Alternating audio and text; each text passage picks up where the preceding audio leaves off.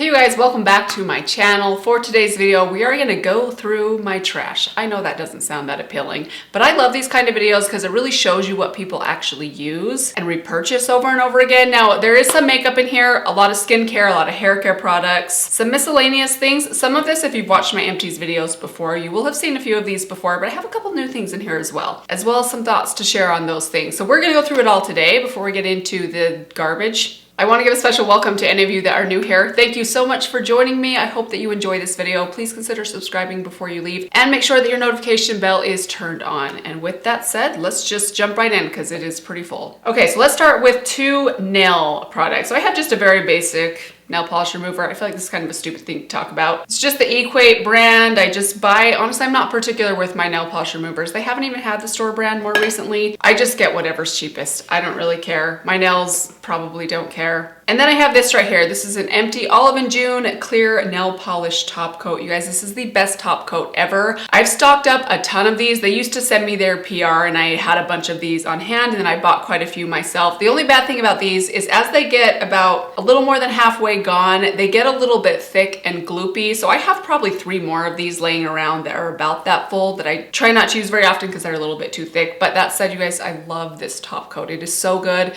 Gives your nails, I have it on today, like a really beautiful shiny kind of gel-like finish. Whether I'm using Olive and June nail polishes or drugstore nail polishes, I always top with this top coat. Let's go through some hair care next. You guys have seen these before. This is my go-to mousse. I have about 6 of these every 6 months. I mean, you can tell time by the number of mousse bottles that I go through. I go through about 1 a month. I know that seems like a lot, but I do use this stuff about every other day when I shampoo my hair. It's the best mousse. I've tried a lot. This is just the generic value products. It's the Sally Beauty Supply brand. It's a dupe for the Paul Mitchell sculpting foam. The original Paul Mitchell is good as well, but this is way cheaper and every bit as good. I will forever buy this mousse as long as they sell it. Then I have this right here. So this one is actually half full. I do have an empty one of these. I thought that I put it in my trash bin. I can't seem to find it. This is from Cantu. I buy this just at my Walmart. It is the Define and Shine Custard. They also have a curling cream that is white that I like. This one is kind of more of a clear base. I've talked about this before. Probably about 6 months ago, I tried this out for the first time. I mentioned that it's kind of the consistency of Flarp. If you guys know what Flarp is, if you have little kids, it's almost like a putty consistency, but I love this stuff for my curls for a very specific purpose. So once I have styled my hair and it's completely air dried on my day 1 after washing my hair, I usually have quite a bit of frizz that I need to tame. So I will just dip my fingers into this and then wet them a little bit and kind of dilute. It's a very like slippery gel-like consistency, but it has a conditioning element to it as well. It does such a good job of smoothing out the frizz that I get up here and kind of shaping my curls a little bit. The only bad thing I'll say about it is a little bit on the crunchy side. I normally like to keep my curls really soft to the touch. I don't like things that make them overly crunchy, but this does such a good job of controlling frizz that I give it a pass. Now, like if you look at these pieces right here, they look a little bit on the stiff side. I usually like them a little softer than this, but once it's kind of worn in after a couple of hours, they'll soften up just a little bit. I put this on just about an hour ago, so it's still like freshly kind of crunchy, but it adds a little bit of shine, it controls the frizz, and most importantly, it's super affordable. I used to love the Redken Rewind, but it's way too expensive for how much of this I go through. I have a lot of hair, a lot of frizz, so I need something more drugstore price, and this is only about $5 a bottle. I also have 2 empty conditioners. This is the charcoal with citrus oil detoxifying hair treatment mask. I found this on Amazon a couple of years ago and I love it. It's kind of my off day conditioner for my hair. Now I condition my hair in a very strange way. I wash it every couple of days and I like to rotate in different conditioners. So I have a couple different ones that are higher end that are more kind of heavy duty moisturizing for my very dry hair. I have one from Joico, the keratin one I really love. I have a couple Olaplex ones I really love, but they're quite pricey. So I like to rotate in something more affordable. These are very affordable and they work really well for me. They're around like $5 or $6 for a tub. At least the last time I checked. The last time I bought these, I bought like 4 at a time, so I haven't actually purchased them on Amazon for about a year now. I think I have one left on backup. I'm about halfway through another one, so you can see I go through this stuff pretty quickly. I also have this right here. This is from It's a 10. It's their Coily Miracle Gelled Oil.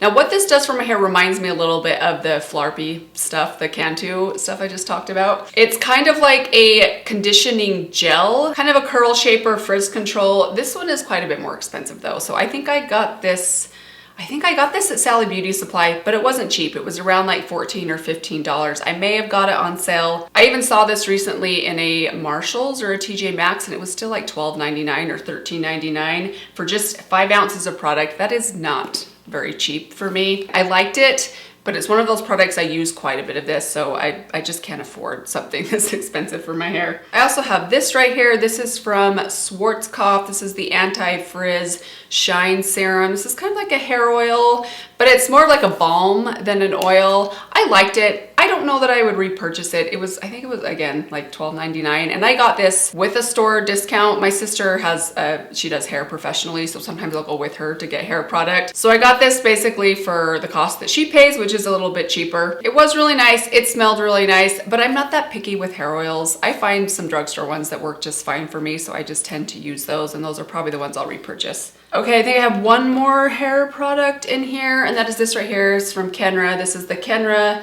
Color 20 volume. Can you guys believe I went through a whole, was that a liter? It's 32 ounces a liter. I feel like I should know that. That's kind of embarrassing. I went through a whole 32 ounces of this stuff. It probably took me about 2 years to get all the way through this. I use this to touch up my roots. I use 20 volume, and then I try to use the Kendra Color in, oh, what do I use? 6 NA mixed with 7 NA Neutral Ash. Very hard to find those colors, by the way, particularly number 7. It seems to be out of stock every time I go back there, but I mix those two together. That's kind of the color that the darker color that you see in my roots, which I have to touch up probably every 2 or 3 weeks, at least in a couple areas where I have a lot of gray. Let's talk about some skincare products. Let's start with body care. So I have this right here. This is, I've talked about this before, the best lotion ever. I've been using it for like 14, 15 years now. I just buy this at my Walmart. It's the Hemp Golden Glow lotion. So this, it's kind of like the Jergens Glow. I don't remember the exact name of it, but the Jergens one that kind of lightly adds a little bit of tan to your skin.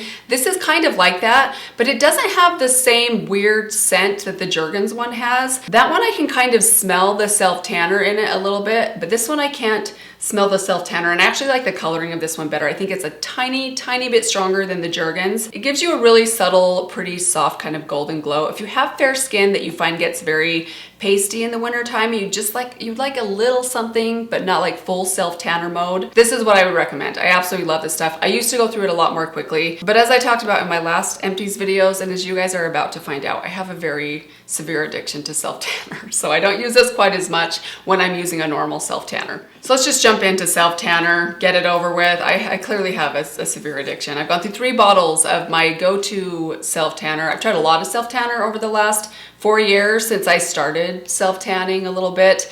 And this is my favorite one. This is from B10. It's the Just Act Natural Glow Bronzing Water Mousse. This is a clear self-tanner, so it's not tinted, which there are some things I really especially love about that. It's not as messy. It doesn't stain like your sheets and your clothes nearly as much as one that is tinted would stain. The only tricky thing about this is you have to be very careful when you're applying it because you can't see exactly where you're applying it. So if you don't get it on evenly, you're gonna have some splotchiness. But once you get the hang of it and you know where to apply it and how to apply it, it works so well. It gives you a really nice golden glow that's not too orange. It's nice and deep, but it's not so deep that it looks unnatural. I absolutely love this stuff, you guys. It is my absolute favorite. I buy mine on Amazon. Occasionally I have found it in my local Walmart. I think it's cheaper if you can find it at Walmart. I've occasionally found it on Amazon for about $9, but the last time I ordered it, it was like 14, so it was a little bit more expensive. I would say I use this on me about once a week if I'm self-tanning, if I don't have a natural tan going on. And even that's probably not religious. Like some weeks I'll go without using this, but when I start noticing I'm getting really pasty, I'll add a nice healthy layer of this. I love it. It's really nice. I can actually apply it with my hands as long as I wash them immediately. Otherwise, I just recommend using like a mitt. Okay, we have a couple more skincare items. I have this right here. This is the Equate Beauty Gentle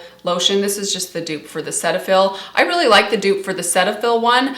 I prefer the CeraVe, which is my facial moisturizer, in the name brand. I think the Equate brand is a little bit watery for the CeraVe. Now this I actually buy mostly for my kids use this. Charlie uses this. She does get a little bit of eczema on her face, especially in the wintertime, so I like to use this on her face and her body when her eczema starts to act up. It keeps her eczema at bay. It's really cheap. I mean, it's relatively cheap. For how much product you get for a good quality lotion, it's pretty cheap and it lasts a really long time. I kind of use it more for my hands or just when I need something to generally moisturize. But whether it's for me or my kids, I've been buying this for years. I'm sure that I will be repurchasing it again soon. I also have this right here. It's from Bath & Body Works. This is the Warm Vanilla Sugar. I love this, you guys.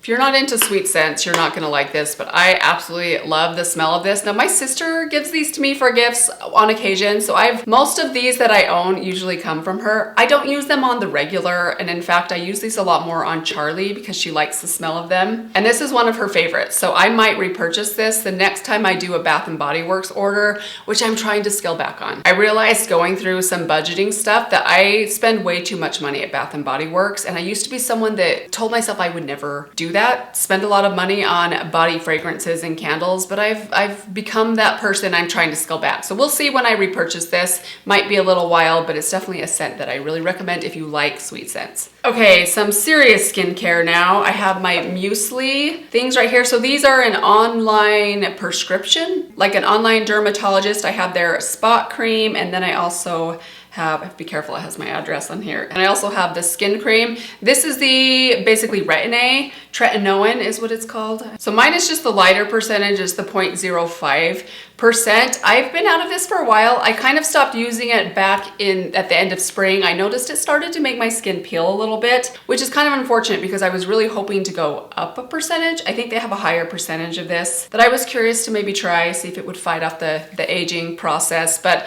I don't know. I might give myself a little bit of time, maybe this winter. If you guys have done retin-A or tretinoin, let me know. Did you find that the difference between the lower percentage and the next level up, was it pretty severe? Because I used this for about a year before I noticed it peeling on my skin at all. It didn't irritate my skin, it just would cause a little bit of peeling on like my jawline right here. Okay, two more skincare products. This one right here. So this is from Pharmacy. This was my second bottle of this. I got this in a BoxyCharm a couple of years ago, used it up. I absolutely loved it. It's a really strong AHA resurfacing night serum that I really liked. I liked the glow that it gave my face. It almost made my face feel this like tingly sensation, but in a really good way, like not quite irritated way, like it was doing something, but not too much. But I noticed with this bottle, I think it started irritating my skin, and I think that was because I had started doing the retin-A. While I wouldn't use these at the same time, even just spacing them a couple of days apart, my skin would usually, I think, just be a little bit too irritated for something this strong. So I feel like I need to pick one or the other.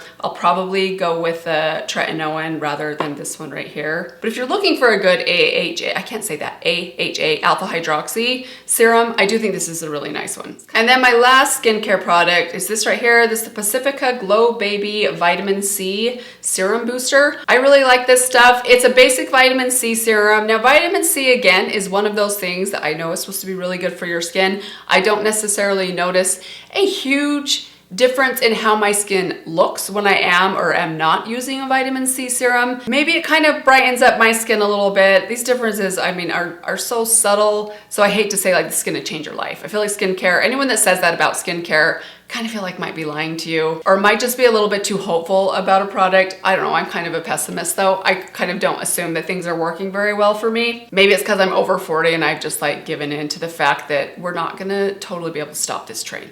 But I do like this. I didn't find it to irritate my skin at all. I can use it night or day underneath my moisturizer. I probably use it about 3 or 4 times a week. And fortunately, they actually sent me another bottle recently, which I'm really grateful for. I do really like most of the Pacifica skincare products that I've tried, although I'm trying something right now that I've had to stop using for a while because I think it was breaking me out. I'll give you guys an update on what that is in a little bit. All right, I think that is all of the non-makeup related stuff. So let's jump into the makeup, the good stuff, the stuff that you guys are probably the most excited to see what I actually have used up. First off, this will be no surprise to you. I have an Empty Infallible Fresh Wear from L'Oreal. This is one of my, it's not one of, it is the most repurchased foundation in my collection. I have a handful of foundations that I run out of and have repurchased, and this is definitely my number one amongst them all. I also have an empty Misha BB cream. This is shade number 27. I still have a shade number 23 in my drawer, which is quite a bit too light for me. This is a really good shade match for me in the summertime. I probably will repurchase this, but right now I'm using up my Purito. I think it's a Purito BB cream. I really like that one as well. Honestly, I'm not that particular with K-Beauty BB creams. I have not found one that I have disliked yet. I still think probably my Mise en Snail Repair is my very favorite, but that said, this is one of the cheapest ones and I do really enjoy it, and the shade match is pretty good. Speaking of my Misha BB cream, I finally have an empty number 27 of the Snail Repair BB cream. This is so good. I've already repurchased it. I think it's my favorite one. If you haven't used a BB cream before, they're a little bit thicker. They're very rich and creamy and kind of thick feeling, but they don't feel heavy, at least not on my skin. Once you've kind of blended them in, they're basically like a coverage product and a sunscreen in one. This one's supposed to have really good skincare properties in it as well. In fact, I think most BB creams have some good skincare in them, but I love this one. It's my favorite. I think you can now find this on Amazon, so I will link it for you guys down below in case you're curious. I also have an empty, this is really surprising to me, of the Maybelline 4-in-1 Perfector. I was surprised at how quickly I used this stuff up. That tells me one of two things. Maybe it's because I've used it a lot and I like it a lot, which is true. I do really like that, even though I complain about the packaging all the time. I can't stand the way this is packaged, but I love the product inside. It's a really nice primer. I basically just use it as a primer. It's not quite enough to give me, doesn't give me quite enough coverage to use on its own. But then I also got to wondering if maybe the reason I use this up is because of the packaging. I think a lot of the product kind of gets stuck in the sponge, and maybe you end up twisting out too much because you can't actually see how much product is coming out.